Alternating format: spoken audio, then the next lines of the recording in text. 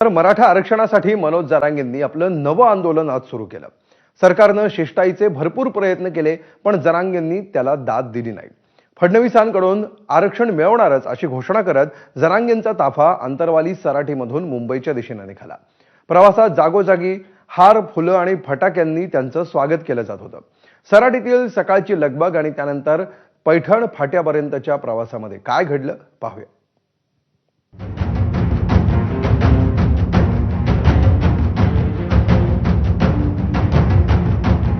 राज्यातील गरजवंत मराठ्यांचं लक्ष आज अंतरवाली सराटीकडे लागलेलं होतं। अनेकांची पावलं सराटीकडे वळली होती। जवळपासच्या बीड, धाराशिव या जिल्ह्यांमधून बिऱ्हाड पाठीवर घेऊन अनेक जण सराटीत दाखल होत होते। महाराष्ट्रातल्या सगळ्या गाड्या एकीकडे असतील आणि दुसऱ्याकडे बीड जिल्ह्यातल्या गाड्या असतील, एवढी निकोप स्पर्धा आहे। कदाचित आमच्या पुढे एखादा जिल्हा जावा ही आमची भावना आहे, पण बीड जिल्हा हा मनोजदादांचा बालेकिल्ला आहे। बीड जिल्हा त्यांची जन्मभूमी आहे, त्यामुळे एक तेवढं प्रचंड ताकदीने बीड जिल्हा मनोजदादांच्या मागे उभा राहिलाय। न्यायालयाने जरी सांगितलं असलं तरी मुंबईमध्ये आंदोलन करू नका असं अजिबात न्यायालयाने म्हटलं नाही। न्यायालयाच्या कायद्याचा आम्ही आदर करतो। संघर्ष योद्धे मनोजदादा जरांगे पाटील यांच्या सर्वोच्च नेतृत्वाखाली महाराष्ट्रातील अखंड मराठा समाज आज मुंबईच्या दिशेने निघालेला आहे। मनोज जरांगे आपल्या आंदोलनावर ठाम होते। सकाळी 7 वाजता त्यांनी दिवसभराचं नियोजनच सांगून टाकलं। आमरण उपोषण जे कायद्याच्या नियमात हे लोकशाहीचं सगळं नियमाचं पालन करून आमरण उपोषण हे 29 ऑगस्ट रोजी सकाळी 10 वाजता आझाद मैदानावर सुरू होणार। आपण सगळ्यांनी समाजाची मान खाली होईल असं एकाने वागायचं नाही। आपल्याला उचलण्याचा प्रयत्न केला जाईल, आपल्याला खुनशी वागणूक दिली जाईल। शांत डोक्याने राहायचं। हजारो लोक सराटीत येऊन धडकत होते।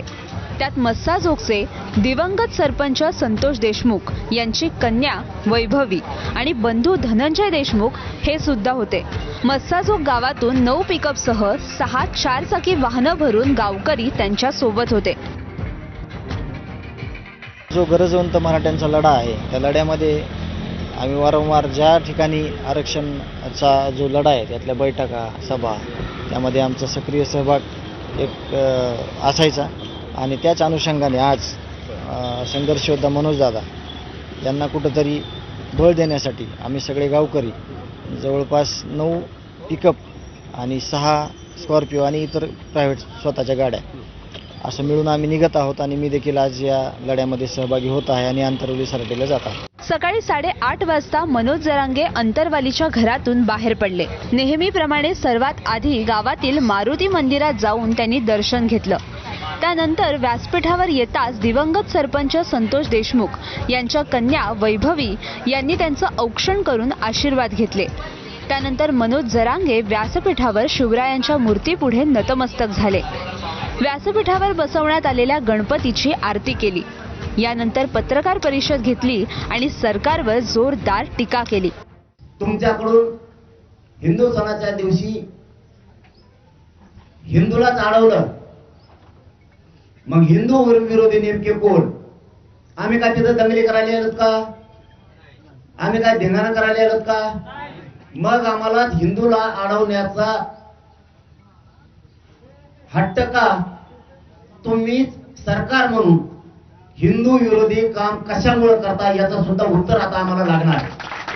खोटे हिंदू खऱ्या हिंदू धर्म चालवणाऱ्या पोरांना, लोकांना अडवलं जातं। आमचा गणेश आम्ही पिढ्याना पार परंपरेनं सेवा करतो आणि हिंदू धर्माच्या देवाच्या नावाखाली आमची हिंदूची अडवणूक का, या सुद्धा प्रश्नाचं उत्तर अमित शहा साहेब आणि मोदी साहेबांनी सुद्धा देणं गरजेचं आहे। यानंतर गावातील महिलांनी त्यांना ओवाळलं। 10 वाजता मनोज जरांगे यांनी त्यांच्या या आधीच्या आंदोलनात नेहमी पुढे असलेल्या शिवरायांच्या पुतळ्याला अभिवादन केलं। 10:10 मनोज जरांगे अंतरवाली सराटीतून मुंबईच्या दिशेने रवाना झाले। वाटेत बीडचे आमदार संदीप क्षीरसागर भेटले. यावेळी जरांगेंनी क्षीरसागर यांच्या वाढदिवसाच्या निमित्ताने शुभेच्छा दिल्या. साधारण 11 वाजता जरांगेंचा ताफा वडीगोद्री इथं पोहोचला. ओबीसी बहुल असलेलं हे गाव लक्ष्मण हाकेंच्या आंदोलनामुळे जास्त चर्चेत आहे. या ठिकाणी मराठा समर्थकांनी फटाके फोडून फुलांचा मोठा हार घालून जरांगेंचं स्वागत केलं.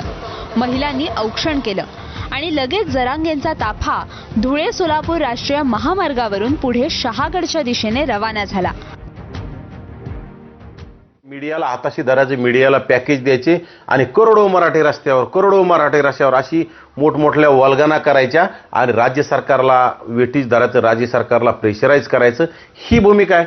बाकी काय नाही यांना. आणि खरं तर हे उच्च न्यायालयाने त्यांना परवानगी नाकारली. खरं तर आझाद मैदानावर आणि गणेश उत्सवाच्या काळात तिथं जाऊन जर लोकांना तुम्हाला वेटीज धरायचं, तुम्हाला दंगली घडवण्याचा हा सगळा प्रकार हा प्लॅन आहे. 1:45 वाजता मनोज जरांगे यांचा ताफा अंकुशनगर महाकाळा इथे जरांगे यांच्या घराजवळ पोहोचला. यावेळी त्यांच्या पत्नी सुमित्रा जरांगे यांनी त्यांना ओवाळलं. यावेळी आपल्या मुलीला भेटताना मनोज जरांगे यांच्या डोळ्यात अश्रू तरळले. पत्नी आणि मुलीला देखील अश्रू अनावर झाले.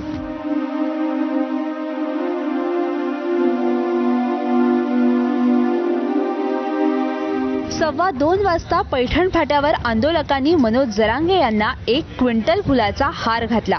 याच ठिकाणी जरांगेंनी मराठा आरक्षणासाठी पहिलं आंदोलन केलं होतं. तुमचे जे रूल आहेत कायद्याचे ते मी पाळणार, यात काही दुमत नाही. माझा मराठा समाज पण पाळणार म्हणजे पाळणार, यात दुमत नाही. मी शब्द देतो ना, पाळणार आम्ही. पण मला आधी ऑर्डर वाचू द्या, त्याशिवाय मी संध्याकाळपर्यंत याच्यावर काही बोलत नाही. नाही, पण असं आहे की तुम्हाला 1 दिवसाची परमिशन देताना सुद्धा अटी शर्ती घातलेल्या आहेत आणि त्याच्यावर तुम्हाला आंदोलन करता येणार नाही असं कोर्टाने म्हटलेलं आहे. मी ऑर्डर त्याच्यामुळेच म्हणलं, मी ऑर्डर वाचत नाही. पण त्यांनी जर परवानगी दिली आझाद मैदानावर त्याचं कौतुक केलं. त्यानंतर पुढच्या वाटेत जागोजागी हेच चित्र दिसत होतं. जरांगेंच्या आंदोलनानंतर लाखोंना ओबीसी दाखले मिळालेत.